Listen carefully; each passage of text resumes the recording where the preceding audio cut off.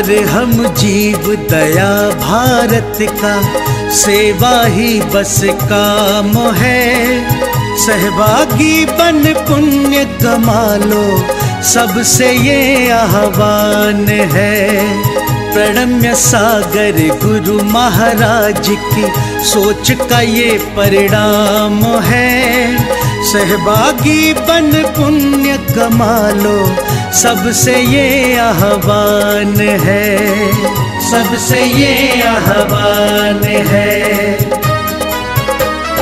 अरे हम योग प्रणेता ने ये पावन दीप जलाया है। साधर्मी का बने सहारा, बीड़ा ये ही उठाया है, बीड़ा ये ही उठाया है। चलो उन्हें खुशियों से मिलाए, बड़ा पुण्य का काम है। सहभागी बन पुण्य कमा लो, सबसे ये आह्वान है, सबसे ये आह्वान है। जीवों के भोजन का प्रबंधन, असमर्थ बच्चों को शिक्षा, रोजगार की करें व्यवस्था। मांगे ना कोई भिक्षा, मांगे ना कोई भिक्षा। अरे हम जीव दया भारत बस करती ये ही काम है। सहभागी बन पुण्य कमा लो, सबसे ये आह्वान है, सबसे ये आह्वान है। गाय धरा पे रहे सुरक्षित, गौशाला है बनवाई। जीव जंतु की भोज व्यवस्था सुंदर रूप से करवाई, सुंदर रूप से करवाई। साधर्मी भूखा ना सोए, रखना सबका ध्यान है। सहभागी बन पुण्य कमा लो, सबसे ये आह्वान है, सबसे ये आह्वान है। साधर्मी रोगी के इलाज को हम मिलके हैं करवाते। जाने कितने असहायों को राशन घर में पहुंचाते, राशन घर में पहुंचाते। लक्ष्य हमारा उन चेहरों पे लानी बस मुस्कान है। सहभागी बन पुण्य कमा लो, सबसे ये आह्वान है, सबसे ये आह्वान है। दान धर्म ही साथ जाएगा, बाकी सब तो धोखा है। पुण्य के भागी बन जाओ, ये बड़ा ही पावन मौका है, बड़ा ही पावन मौका है। जुड़ के जीवन सार्थक कर लो, पावन ये अभियान है। सहभागी बन पुण्य कमा लो, सबसे ये आह्वान है, सबसे ये आह्वान है।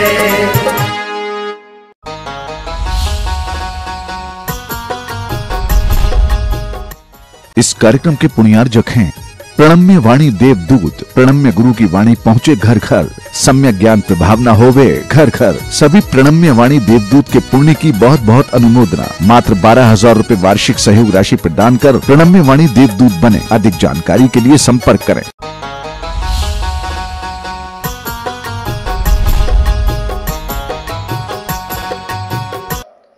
प्रवचन करने की क्रिया और प्रवचन सुनने की क्रिया, ये भी अतिशय विपाक का हेतु होती है, तो वो अभ्यास सुख का कारण बनती है।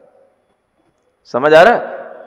आपको भले ही लगता हो रोजाना प्रवचन सुनना है, प्रवचन सुनना पड़ता है, लेकिन हमें इसलिए अच्छा लगता है कि हमें नहीं पता आगे क्या आने वाला है, इसलिए हमें जिज्ञासा रहती है आगे जो भी आएगा अच्छा आएगा और हम पहली बार बताएंगे तो हमारे लिए अतिशय विपाक का हेतु बनता है। तो हमें प्रवचन से भी सुख मिलता है, इसलिए नहीं मिलता कि हम प्रवचन करते इसलिए मिलता है, प्रवचन से हमारा ज्ञान बढ़ता है। ये अभ्यास की परिभाषा इससे पहले ना हमने कभी पढ़ी ना हमने कभी कही। पढ़ भी ली होगी तो यूं ही पढ़ लेते हैं, एक बार ऐसे ही पढ़ के निकल गए। जब तक उस चीज पर फोकस नहीं किया जाता तब तक उससे होने वाले सुख की प्राप्ति भी नहीं होती। तो इसलिए प्रवचन का आलंबन लिया जाता है। अब आपको ये प्रवचन से सुख मिले तो रोज रोज के अभ्यास की क्रिया से सुख मिलेगा, अगर नहीं मिले तो फिर आपको बोरियत भी हो सकती है, दुख भी हो सकता है। You may go you can go, समझ आ रहा है? ये आपके ऊपर, आप जा भी सकते हो और हम आपको जाने के लिए कह भी सकते हैं। जब हमें दिखाई दे आप यहां बैठे बैठे ऊँघते हो, एक आदमी ऊँघता है, 4 लोगों की दृष्टि में वो आता है तो 4 लोगों के दिमाग और खराब करता है। तो फिर मैं उससे कहता हूं भाई यू कैन गो, फिर वहां यू नहीं कहना पड़ेगा, यू मे गो। समझ में आ रहा है ना? फिर वहां आज्ञा दी जाती है। तो उस समय पर आपके लिए यह समझ में आना चाहिए कि हमारा यह अभ्यास किस लिए हो रहा है। हमारे भीतर परिणामों में अतिशयपना आता है, हमारे भीतर भावों में और अच्छापन आता है। यह अच्छापन अभ्यास ही हमारे लिए सुख का कारण होता है। तो सुखी आदमी के लिए यह कहा जाता है, मैनेजमेंट में भी यह समझाया जाता है, आप जो भी काम करो मन लगा करके करो। समझ आ रहा है? खुश रहने के कुछ फंडे बताए जाते हैं और उनमें यह फंडा बताया जाता है, आप जो भी काम करो लगन से करो, मन लगा के करो। हाँ, आपको झाड़ू भी लगानी है तो यूं नहीं लगानी पड़ती है, झाड़ू में भी मन लगा के झाड़ू लगाओगे तो झाड़ू भी आपको सुख देने वाली होगी। समझ आ रहा है? खाना बनाना तो बहुत दूर की बात हो गई। हर चीज में अगर आपका अभ्यास है, आपको वो काम रोज रोज करना है, तो भी आप उसको मन से करो, है ना? अगर आप उसको मन से करोगे तो उसमें कुछ अतिशय विपाक आएगा, है ना? रोजाना झाड़ू लगाते थे, अब रोजाना लगानी पड़ती है तो वो झाड़ू क्या होगी? झाड़ू तो रोजाना लगेगी, अब कूड़ा रोजाना साफ नहीं होगा ढंग से। जो सफाई के माध्यम से एक उसका अतिशय फल दिखाई देना चाहिए था, वो नहीं दिखाई देगा। धीरे धीरे क्या होगा? वो झाड़ू धीरे धीरे कम कम कम कम कम कम लगते लगते झाड़ू लग गई। घर में कोई भी आकर के देखेगा, भाई ये कैसी झाड़ू लगी है?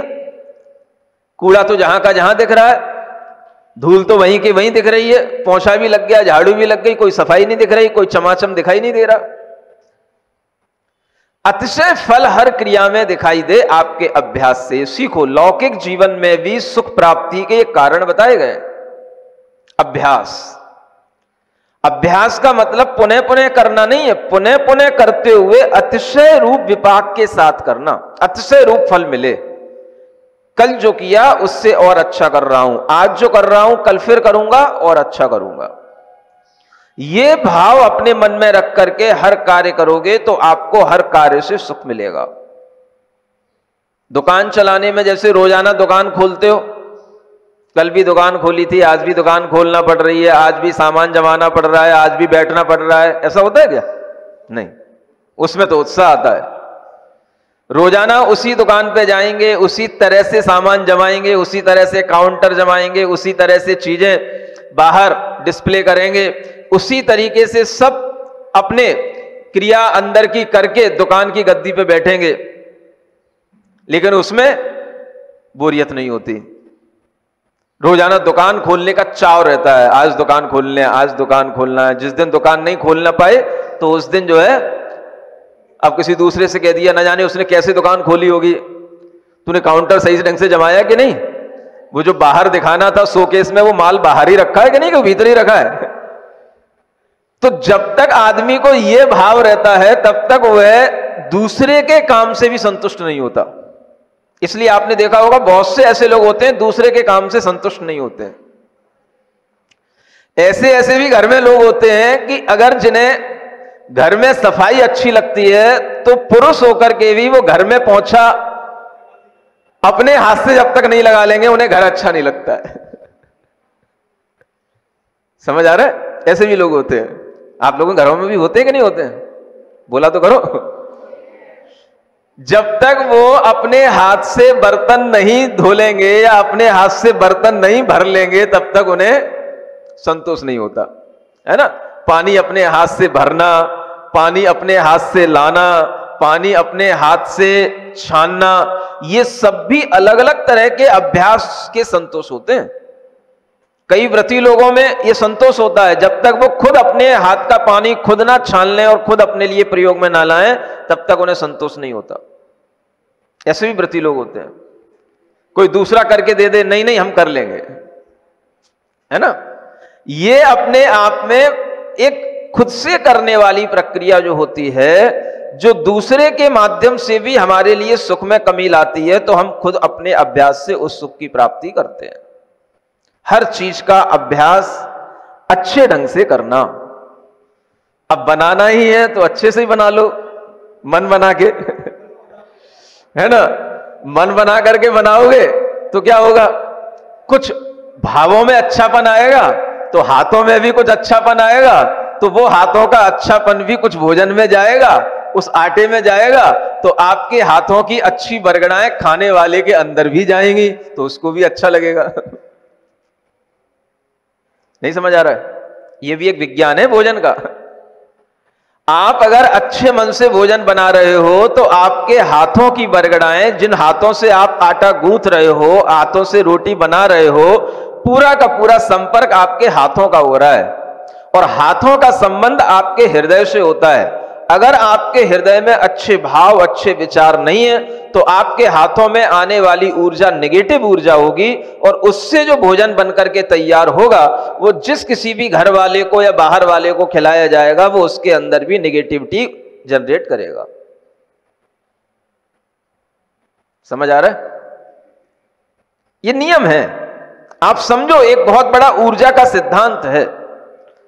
भावों का संबंध हमारी क्रियाओं से होता है, और उन क्रियाओं के माध्यम से जनरेट हुई जो एनर्जी होती है, वो दुनिया में हर किसी के काम में आती है। अगर हम इन बातों पर ध्यान नहीं रखते हैं तो इससे भी घर में बुरा होने लग जाता है। अनेक तरह के घर में मन मुटाव इन कारणों से भी होने लग जाते हैं। कई लोग पूछते हैं, कहते भी हैं घर के पढ़े लिखे बच्चे, आप लोग इतना घर का भोजन बनाने में टाइम वेस्ट करते हो, एक किसी मैट को रख लो और वो ला करके जो है आपका भोजन बना दिया करे, घर भोजन बनाने वाली को रख दो, उतने टाइम में आप कोई दूसरा भी काम कर सकते हो। तो आपको एक विज्ञान समझ में आना चाहिए कि अगर हम घर में भोजन अपना खुद बनाते हैं तो उससे घर के लोगों में प्रेम भाव बढ़ता है। और अगर हम घर का भोजन किसी पेड व्यक्ति से बनवाते हैं तो वो भोजन तो बना देगा, उसकी एनर्जी के साथ में भोजन बनेगा, उसमें प्रेम भाव नहीं आएगा, उसमें स्वार्थ का भाव आएगा। ये हमको पैसा देते हैं, हम इनका भोजन बनाते हैं, तो जो भी लोग उस भोजन को करेंगे उनके अंदर भी वही भाव आएगा, ये हमारा काम करेंगे तो हम इनका काम करेंगे। स्वार्थ की भावना बढ़ती चली जाएगी घर के अंदर। अगर आपको घर के अंदर से वह स्वार्थ निकालना है, प्रेम बढ़ाना है, एक दूसरे की भावनाओं पर ध्यान देना है, घर की अग्रणी महिलाओं को भोजन बनाने का कार्य खुद अपने हाथ से करना चाहिए। चाहे आप कितने ही धनाढ्य क्यों ना हो, अगर आपके घर में भोजन आप स्वयं बनाते हैं तो आपका घर परिवार की तरह आगे बढ़ेगा, उसमें प्रेम भाव रहेगा और घर में मनमुटाव नहीं होगा। ये बहुत बड़ा विज्ञान है, पाक शास्त्र का ये विज्ञान आपको बताया जा रहा है। इससे ये प्रयोजन नहीं है कि आप बहुत धनाढ्य हैं इसलिए दूसरे आकर के धन लेकर के उस भोजन को बनाएं, नहीं। बड़े बड़े अच्छे रईस आदमियों के घरों में भी भोजन बनाने का काम घर की गृहिणी महिलाएं करती हैं। इसलिए परिवार में पिता पुत्र, भाई बहन, पति पत्नी के बीच में अच्छे तालमेल रहते हैं, क्योंकि वो देखते हैं हमें भोजन किसने दिया, जिसने दिया तो वह भोजन के भी प्रति भी उपकार का भाव आता है। इन्होंने हमारे लिए मेहनत की है, हम इनके लिए गलत कैसे सोच सकते हैं। यह भावनाओं का एक बहुत बड़ा आदान प्रदान होता है, और इस तरीके के कारणों से ही आपके घर में सुख आ सकता है।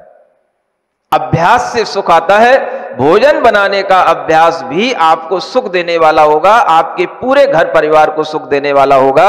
अगर अभ्यास प्रतिदिन किया जाने वाला आपके अंदर अतिशय भावों के साथ किया जा रहा है तो समझ आ रहा है? बहुओं को समझाओ, जो आजकल नई नई गृहिणी बनकर के आती हैं उनको समझाओ कि भोजन बनाने का भी कुछ महत्व होता है। बेटियों को समझाओ कि बेटी कहीं पर भी जाओ, किसी भी घर में जाना, भोजन बनाने का काम खुद करना। जिन बेटियों को भोजन बनाने में सिर दर्द नहीं होता, जिन बेटियों को भोजन बनाने में मुंह, आंखें, भौएं टेढ़ी मेढ़ी नहीं होती हैं, वो बेटियां पर घर में जाकर के सुखी रहती हैं और पर घर में भी आनंद देने वाली होती हैं। सीखो, उसमें क्या बात है। हर चीज का एक अभ्यास है और उस अभ्यास में आपको अगर दुख होगा तो फिर वो अभ्यास ही आपके लिए दुख का कारण बन जाएगा, दुख से दुख मिलता चला जाएगा। ये अभ्यास है, रोजाना करने वाला काम है। उस अभ्यास को खुद अपनी इच्छा से आगे होकर के करो। नहीं, घर में अगर कोई रोटी बनाने का काम हो रहा है, सब्जी बनाई जा रही है, अच्छी चीजें बनाई जा रही हैं, कोई अगर कहे नहीं आज हम बना लेंगे तो आपको कहना नहीं आज हम बनाएंगे। इस तरीके का जिन घरों में भाव रहता है नहीं आज हम बनाएंगे, आज भोजन हम बनाएंगे, उन घरों में कभी भी लड़ाइयां नहीं होती, क्लेश नहीं होते, आपस में प्रेम भाव, वात्सल्य भाव बढ़ता जाता है। आज सबसे बड़ा अलगाव का कारण क्या है? बेटियां पढ़ लिख गई, जॉब करने लग गई। अब जॉब करने वालों को रोटी बनाने की इच्छा नहीं होती है। जॉब करने वालों को रोटी बनाना ऐसा लगता है जैसे ये काम तो जो कोई पेड वर्कर ले आओगे वही कर लेगी, हमें क्या जरूरत है। तो वो खुद पेड वर्कर के नहीं उसको पता, तो उसे ये लगता है कि ये उसकी मानसिकता में आ जाता है कि जो काम, चूंकि वह खुद पेड वर्कर है इसलिए उसे ऐसा लगने लग जाता है कि हर काम जो है जो दूसरों से हो सकता है वो दूसरों से करा लेना चाहिए। ये उसकी मानसिकता इसीलिए ऐसी बन जाती है। इसलिए घर में भोजन बनाने का अभ्यास जिन महिलाओं को अच्छा होता है और वह अच्छे ढंग से बनाती हैं, बनाना नहीं पड़ता है, तो उन महिलाओं के माध्यम से भी घर में सब उनके नाती पोते बच्चे सब उन महिलाओं को पसंद करते हैं और सब कहते हैं मम्मी मम्मी, दादी दादी, नानी नानी, है ना। सब उनके पास में बैठेंगे, उनकी गोदी में आएंगे। ये सब घर में इस तरीके का एक माहौल बढ़ता चला जाता है। इसका आप अच्छे ढंग से वैज्ञानिक अभ्यास करके, विश्लेषण करके इसको अपनाएं। आ रहा है समझ में? हर काम अतिशय विपाक के साथ होना चाहिए। ये फॉर्मूला अगर आप अपना लोगे तो ना आपको कभी पूजन से बोरियत होगी, ना आपको एक पाठ करने से बोरियत होगी, ना आपको प्रवचन सुनने से बोरियत होगी, ना आपको साइकिल चलाने से बोरियत होगी, ना आपको कार ड्राइव करने से बोरियत होगी। हर समय आपको नया नया फल देने वाली वो क्रिया होनी चाहिए। समझ आ रहा है? जब भी कभी हम कोई भी ग्रंथ पढ़ लिया हो, हम बार बार भी उस ग्रंथ को पढ़ते हैं, हमें कभी किसी ग्रंथ से बोरियत नहीं होती। प्रथमा नियोग के ग्रंथ भी बार बार वही कहानी पढ़ने में भी उतना ही आनंद आता है, उससे भी ज्यादा आनंद आता है जब दोबारा पढ़ने बैठते हैं। हर बार नया नया उसमें हमें ज्ञान मिलता है। ऐसा लगता ही नहीं कि एक बार में हमने इसको पूरा चाट लिया। जब जब पढ़ते हैं फिर कोई नई बात दिमाग में क्लिक कर जाती है, फिर कोई नई बात दिमाग में आ जाती है, किसी का किसी तरीके से फिर कुछ नया दिमाग में कंपैरिजन हो जाता है, तो हर बार नया मिलता है। हम किसी भी चीज का अभ्यास करें, पाठ करें, आचार्य कहते हैं उसके माध्यम से आपके उस अभ्यास से भी आपको सुख मिलना चाहिए, और वो मिलता है। आचार्य महाराज कहते थे, उनके गुरु महाराज आचार्य ज्ञान सागर जी महाराज, एक ग्रंथ है सर्वार सिद्धि ग्रंथ। कौन सा? वो बताते थे कि उन्होंने वो सर्वार सिद्धि ग्रंथ अपने जीवन में 108 बार पढ़ लिया। कितनी बार? आप सोच सकते हो एक ग्रंथ को आप 108 बार पढ़ सकते हो? कभी एक नमोकार मंत्र को 108 बार पढ़ने में लुढ़कने लग जाते हो? एक माला फेरने में भी आपको बोरियत होने लग जाती है। एक माला फेर ली, मैंने बहुत फेर ली। कई बार हम बच्चों से पूछते हैं माला फेरते हो, जाप करते हो? बोले हाँ करते हैं। तो मैं पहले समझता था जाप करते होंगे, जाप करने का मतलब कम से कम एक जाप करना कहलाती है, 108 बार जाप करना। तो मैंने सोचा तुम जाप करते हो, तो मुझे विश्वास नहीं हुआ। तो एक दिन मैंने पूछ लिया, भाई कितनी जाप करते हो? कि 9 बार पढ़ते हैं। अरे मैंने कहा 9 बार पढ़ना कोई जाप कहलाती क्या? कम से कम एक जाप का मतलब एक बार पढ़ना नहीं होता, 108 बार एक माला के साथ में पूरा हुआ नमोकार मंत्र पढ़ा जाए तो वो एक जाप कहलाती है। आ रही समझ में बात?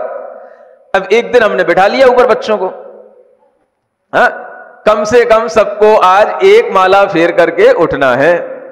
ज्यादा मन लग जाए तो ज्यादा भी फेर लेना, और नहीं तो जब तक हम सामायिक कर रहे हैं तब तक 5 माला फेर लेना।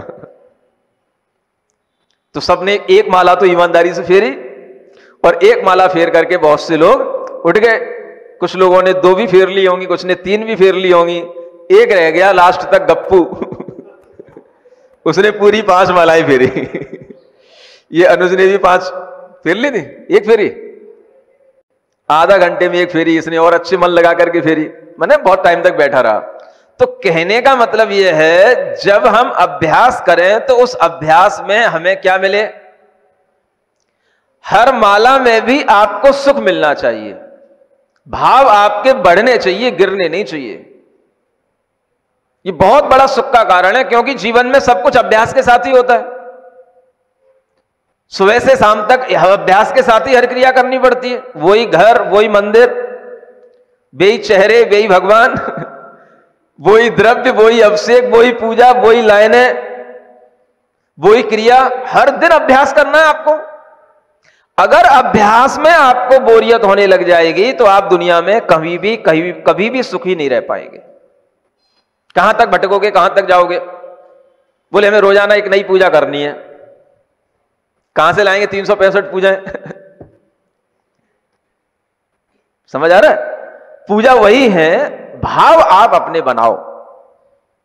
पाठ वही है, भाव आप अपने नए बनाओ। और जब आप अपने अच्छे नए भावों के साथ में अच्छे तरीके से करोगे तो आपको भीतर से लगेगा आज हमने सुख प्राप्त किया है। इसलिए यहां कहा जा रहा है अतिशय विपाक की हेतुभूत क्रिया का नाम अभ्यास है, वह अभ्यास सुख का कारण है। लौकिकता में अगर आप सुख नहीं पा सकते हो तो अलौकिकता का सुख तो आपसे बहुत दूर है, क्योंकि अलौकिक होने के बाद तो और वही करना है। नहीं समझे? हाँ, सामायिक करने बैठते ही थकान होने लग जाती है। क्योंकि जैसे ही मोक्ष मार्ग पर चलोगे तो उसमें वहां कुछ है ही नहीं है। बेई 6 आवश्यक रोजाना करना है और उसी टाइम पे करना है। जिंदगी भर प्रतिक्रमण सुबह शाम वही पढ़ना है। समझ आ रहा है? वही तरीके से रोजाना भोजन करने जाना है, वही तरीके का भोजन करना है, वही तरीके से स्वाध्याय करना है। रोजाना एक ही क्रिया बार बार आपको करनी है। अगर आप लौकिक क्रिया में अभ्यस्त नहीं है तो आप कभी भी अलौकिक क्रिया को भी अभ्यास के साथ करके सुख प्राप्त नहीं कर सकते। आप मोक्ष मार्ग पर स्थिर नहीं रह सकते। और इसी कारण से कई लोग विचलित हो जाते हैं। मैंने देखा है कई लोगों को, जानता हूं कई लोगों के बारे में, जो इसी बात के कारण से विचलित होकर के मार्ग छोड़ देते हैं। हमसे नहीं होता है रोज रोज यही काम। हां, यहां तक कि मतलब कोई भक्ति पाठ पढ़ना है, कुछ करना है, अरे जब हमारा मन होगा तो पढ़ लेंगे। रोज रोज क्या कोई चीज पढ़नी? ऐसे भी कुछ सामने तार्किक लोग आ जाते हैं। तो वो आ तो गए, लेकिन आज उनकी अगर मैं स्थिति देख रहा हूं तो आज वो मोक्ष मार्ग पे नहीं रहे, इसी मानसिकता के कारण से। यह देखा गया है, अगर आपको एक चीज के अभ्यास में निरंतर आनंद नहीं आएगा तो लौकिकता में तो आपके पास 10 जगह होती हैं। आपने गाड़ी उठाई, कहीं भी घूमने चले गए, किसी के बहाने किसी के घर पे मिलने चले गए, किसी के बहाने अपने मोबाइल चालू किया, शुरू हो गए। भाई क्या कर रहे हो? नहीं समझ आ रहा है? अब यहां पे क्या है, एक बार भोजन करके आगे बैठ गए सड़क पे से, अब सड़क पे दोबारा गए तो लोग देखेंगे दोबारा, महाराज आज दोबारा क्यों गए सड़क पे? शहर में चर्चा हो जाएगी। किसी बगल के पड़ोसी के घर में झांक लिया, भाई आज क्या हो गया, महाराज यहाँ झांकने आए थे, क्या हो गया, आज देखने आए थे हमारे घर में। डर जाएंगे लोग। समझ आ रहा है? क्या करोगे? आपको मुंह बंद करके, आंख बंद करके अपने स्थान पे बैठना है और रोजाना बैठना है। समझ आ रहा है? ये वही कर सकता है जिसने अपने निरंतर अभ्यास से पहले सुख पाया हो, नहीं तो गेट के बाहर ही देखता रहेगा वो। समझ आ रहा है? कौन आ रहा है, कौन जा रहा है। अब कोई अपने पास नहीं आ रहा है, जा रहा है, तो भाई गेट पे ही बैठ गया, कौन सी गाड़ी आ रही है, कौन से लोग आ रहे हैं, कौन जा रहा है, कौन आ रहा है, वही देखता रहे। अगर बोरियत होगी तो ये सब काम होगा। समझ आ रहा है? अगर वो आदमी अपने से बोर नहीं है तो जितना वो देखेगा कि आज कोई नहीं आ रहा जा रहा है, वो उतना ही और भीतर जाकर के बैठ जाएगा, भगवान के पास जाकर के बैठ जाएगा। बोले आज शांति मिली, आज अच्छी सामायिक होगी, आज वो 2 घंटे 3 घंटे सामायिक करेगा, बढ़िया आनंद लेगा। अपने आप में रहने से अपने बगीचे का सुख प्राप्त होगा। बगीचा मत भूलना, अभी चल रहा है बगीचा। समझ आ रहा है? अपने बगीचे में क्या क्या है? आत्मा है, इंद्रियां है, मन है, ज्ञान है, इंद्रियों के विषय है, शरीर है, ये सब क्या है? ये सब अपना बगीचा है। बस दूसरों के बगीचे मत देखो। अपने आप में अपने अभ्यास से सुख प्राप्त करने की आदत जिनमें आ जाएगी वो मोक्ष मार्ग पर स्थिर रह पाते हैं। और जो बिल्कुल घूमने का और जिनको इधर उधर के काम करने का जिनको ज्यादा अभ्यास रहता है, तो मोक्ष मार्ग के योग्य क्रियाओं में उनका मन फिर नहीं लगता है। समझ आ रहा है? लौकिकता से अलौकिकता का अभ्यास और ज्यादा कठिन हो जाता है। इसलिए यह अभ्यास सुख देने वाला है, क्योंकि इस अभ्यास से बच्चा अगर मन लगा करके पढ़ेगा, वही किताब पढ़नी पड़ती है, वही टीचर रोजाना सामने आते हैं, वही बेंच पे जाकर के उसे बैठना पड़ता है और वही लेक्चर उसको रोजाना सुनना पड़ता है। अभ्यास करता है, मन लगाता है तो पढ़ेगा, तो विद्या अध्ययन से उसे जो सफलता मिलेगी तो वह बड़ा होकर के धन कमाने के योग्य बनेगा। धन कमाने के माध्यम से सुख मिलेगा, तो धन कमाने का भी यही तरीका है। पहले वो मन लगा करके पढ़े, रोजाना अभ्यास करे और प्रतिदिन के अभ्यास से उसके अंदर नया नया अतिशय रूप भाव उत्पन्न हो। आज मैंने और अच्छा पढ़ लिया, आज मुझे और नया ज्ञान मिल गया। इस तरीके के भाव से जो बच्चा आगे बढ़ता चला जाता है, वो अच्छे से धन कमाने के योग्य लायक व्यक्ति बन जाता है। और जब धन कमाएगा तो फिर उसे सुख जरूर मिलेगा। तो कोई भी विद्या हो, अगर उसने विद्या में महारत हासिल की है तो वह उससे धन कमा लेगा। ये जरूरी नहीं है कि आपकी कोई भी IIT वाली या MBBS वाली विद्याओं से ही धन कमाए। वो कोई भी विद्या में अगर महारत हासिल कर लेगा तो वो धन कमा लेगा। अगर उसने ज्योतिष भी सीख लिया है, वास्तु भी सीख लिया है, तो उससे भी वो सुख प्राप्त कर लेगा, धन कमा लेगा। पूछ लो अन्नू भैया से।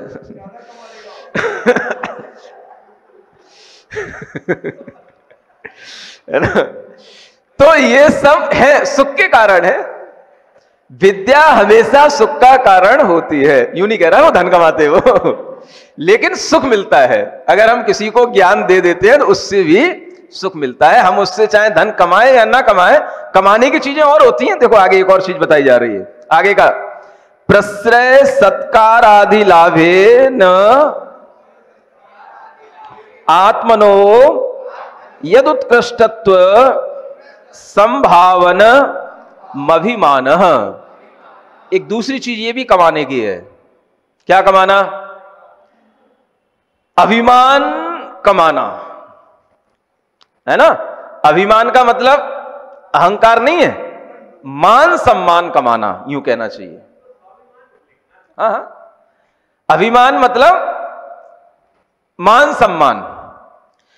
गृहस्थ के लिए मान सम्मान की भी आवश्यकता होती है, उससे उसको सुख मिलता है। जिस गृहस्थ के लिए मान सम्मान नहीं होगा, उसका कोई भी यशोगान नहीं होगा, उसके लिए सुख की प्राप्ति नहीं होगी।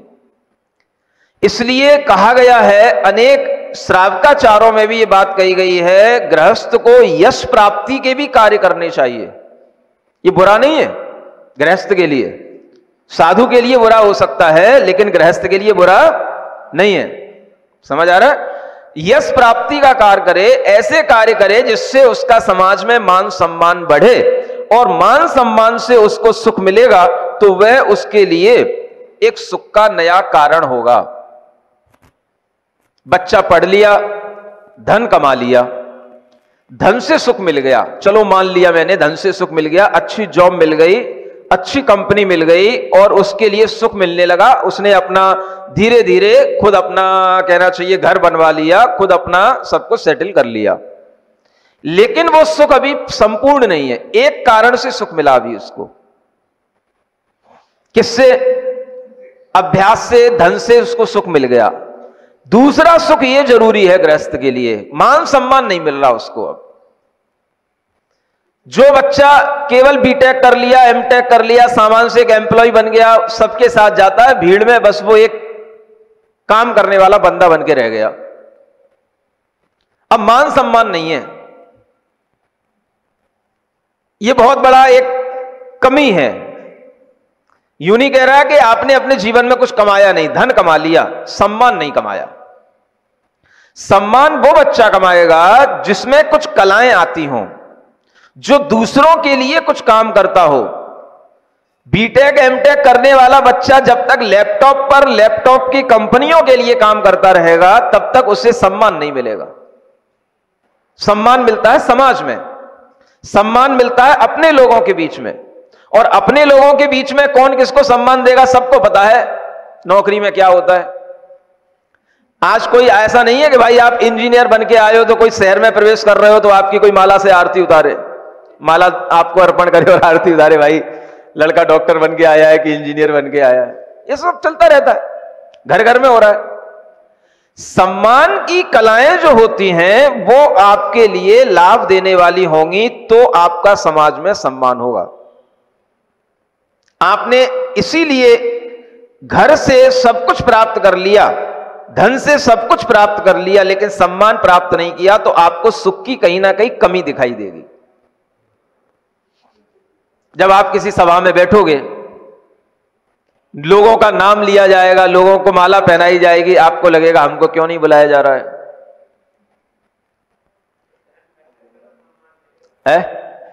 धन खर्चा करो सम्मान मिलेगा, तो धन खर्चा करने के लिए भी इतना धन भी तो होना चाहिए कि उसका खर्चा किया जाए। जब सम्मान के लायक धन का खर्चा किया जाए सम्मान मिलेगा। ये सम्मान का तरीका यहां क्या कहा जा रहा है? शिष्ट मनुष्यों को सज्जनों के बीच में, है ना, उनके द्वारा उनसे विनय मिले। प्रश्रय, प्रश्रय का मतलब एक विनय भाव, है ना। अनेक लोगों के बीच में आपके सामने लोग हाथ जोड़ें, आपको सम्मानित तरीके से देखें और सत्कार मिले। इस तरीके से जब विनय सत्कार के माध्यम से आत्म लाभ मिलता है, आत्मा को संतोष मिलता है, तो उस अभिमान से, उस मान सम्मान से भी सुख की प्राप्ति होती है। इसलिए बच्चे जो समाज के सुख में नहीं जुड़ पाते हैं वो बच्चे थोड़े एकांगी हो जाते हैं। समाज का सुख तभी मिलेगा जब आप समाज के कार्यों को करेंगे, समाज के बीच में रहेंगे, समाज की चीजों को समझेंगे, समाज के कामों में इन्वॉल्व होंगे। हाँ, तो सेवा के भाव नहीं रहे। अब आपने कहा भाई हमें क्या करना है, समाज के लोग जाने, महाराज आए हैं, कार्यक्रम होगा, कमेटी के लोग करा ले। कई समाज के लोगों को कमेटियों से चिढ़ हो जाती है, अध्यक्ष जाने, मंत्री जाने, हमें क्या करना है। अगर इस तरीके से समाज में लोग मानसिकता रखेंगे तो वो कभी आगे नहीं आ पाएंगे, वो कभी समाज के कार्यों में जुड़ नहीं पाएंगे, और नहीं जुड़ेंगे तो फिर कार्यक्रम होगा तो माला फिर उन्हीं को पहचानी जाएगी। फिर आप कहोगे इन्हीं को माला पहनना है, इन्हीं को कार्यक्रम कराना है, और किसी को कुछ होता ही नहीं है। तो जब कोई आएगा ही नहीं तो होगा किसको? अब हर बात बात पे तो घर पे आपको कोई हल्दी का वो कार्ड देने जाएगा नहीं, हल्दी चढ़ाने तो जाएगा नहीं बात बात पे। पीले चावल, हाँ वही हल्दी के चावल, पीले चावल जो कुछ भी होते हो, मैंने तो सुना है बारे न कभी देखा न किया, है ना। तो आपके लिए वो चीजें तभी सुख देने वाली होंगी जब आप आगे आगे आकर के खुद, नहीं ये काम हमें करना है, इस काम में हमें भी इन्वॉल्व होना है, हमें भी इस काम में आगे करने का मौका मिले, ऐसी भावनाएं आपके अंदर आएंगी तो उससे आपको सत्कार मिलेगा। वो सत्कार भी आपके अहंकार का कारण नहीं होगा, सुख का कारण होगा, है?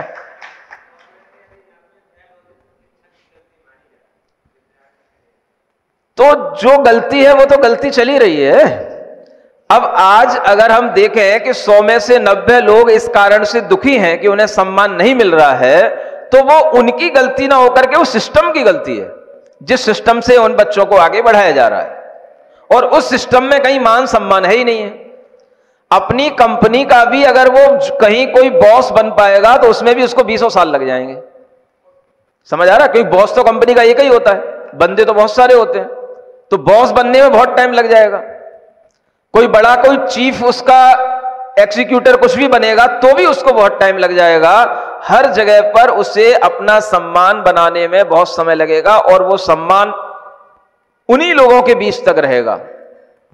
अगर वो उतने में संतुष्ट हो जाए तो बात अलग है, क्योंकि समाज के बीच में मिलने वाला सम्मान एक बड़ा सम्मान होता है।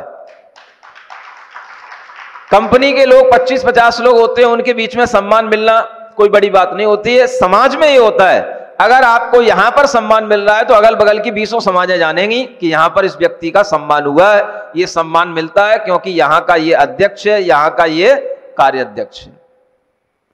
तो ये अपने आप में जो सम्मान की चीज होती है ये खोती जा रही है।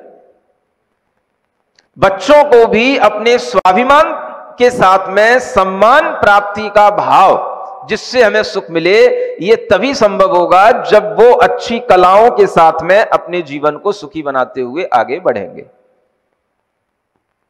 इसलिए ये भी सुख का कारण है। अभिमान, नाम तो अभिमान है, लेकिन इसका मतलब क्या है? मान सम्मान, आगे आगे रखना, सत्कार करना, अच्छे से नाम लेकर के बुलाना, ये सब भी सम्मान आपको सुख देने वाला होता है ना। चाहे भले ही महिलाएं वृद्ध हो जाती हैं, पुरुष वृद्ध हो जाते हैं, लेकिन उनके नाम उनके इस तरीके से चलते हैं कि कितने ही वो धीमे धीमे चल करके आ पाए, लेकिन लोग उन्हें सम्मान से बुलाते हैं तो उनको भी उस समय बुढ़ापे में भी सुख मिलता है। देखो आज भी मुझे लोग सम्मान से बुला रहे हैं। तो सम्मान अपने आप में एक बहुत अच्छी चीज है, इससे सुख मिलता है और आप दूसरों को सम्मान देंगे तो आपको भी सम्मान मिलेगा। ये सम्मान से मिलने वाला सुख आपकी प्रतिष्ठा को बढ़ाने वाला होता है, इसलिए प्रतिष्ठा बढ़ानी चाहिए। समाज के लोगों में, समाज के व्यक्तियों की अगर प्रतिष्ठा बढ़ती है तो उसमें ईर्ष्या नहीं करना, उनकी प्रतिष्ठा को बढ़ते देख करके इस तरीके से सोचना कि हमें भी इन्हीं गुणों के माध्यम से अपनी प्रतिष्ठा बढ़ानी है, ये सोचना। तो प्रतिष्ठा बढ़ाओ। समझ आ रहा है? जितनी समाज प्रतिष्ठित होगी, पहले की समाज के लोग कितने प्रतिष्ठित होते थे। जिस जमाने में मोबाइल नहीं चलते थे, उस जमाने में इंदौर के सेठ, जयपुर के सेठ दुनिया में राज्य करते थे। समझ आ रहा है? वो कौन से सेठ थे? हुकुमचंद जी, सेठ हुकुमचंद इंदौर के। आज भी उनके, हाँ सब सेठ हुकुमचंद जी, आज भी उनके इंद्र भवन देख करके आओ। उस जमाने के बने हुए वे इंद्र भवन वास्तव में इंद्रों के भवन लगते हैं, इंद्र राजाओं के जैसे भवन होते हैं। हाँ, सोने का भाव बोलते थे, जिस भाव को जैसे आजकल शेयर मार्केट में भाव आता है ना, ऐसे उस समय पर वो सेठ लोग बोलते थे, जो भाव बोल देते थे वही भाव सोने का हो जाता था।